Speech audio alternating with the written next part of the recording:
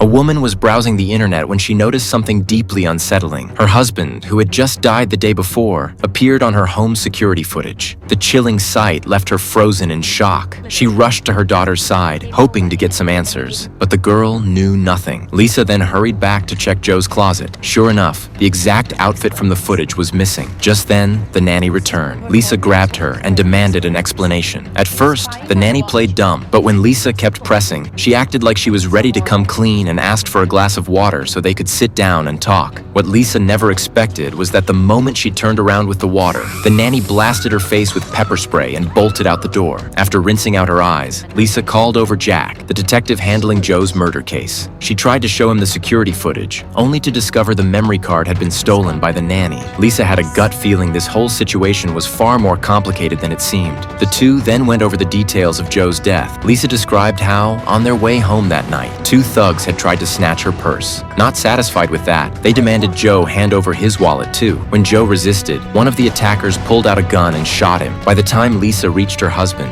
he was lying in a pool of blood. She recognized the weapon as a 9mm Glock. She knew because she used to own the same model. Lisa was a retired military pilot. Jack cut her off and asked to inspect her gun collection. A cabinet full of firearms made it clear she'd once been a formidable soldier, but Jack wasn't interested in that. His attention landed on a box sitting nearby. Inside was a handgun identical to the one used to kill Joe. He insisted on taking it back to the station for further testing. On his way back, disaster struck. His car veered out of control and slammed into a roadside barrier. When he came to, he had a sinking feeling that something big was about to happen. Meanwhile, Lisa was determined to track down the nanny and recover the memory card. She decided to drop her daughter off at a friend's house first. That's when she noticed a red car in her rearview mirror that seemed to be tailing her. A wave of unease washed over her. But then, at the next intersection, the car turned off. She figured she was just being paranoid and brushed it off. Soon after, Lisa arrived at the nanny's place. She tried apologizing for her earlier outburst, hoping they could sit down and have a calm conversation, but there was no response from inside. Left with no choice, she slipped into the courtyard. Through the window, she could just make out a figure standing on the staircase. Whoever was inside must have heard her, because the figure suddenly pulled back out of sight.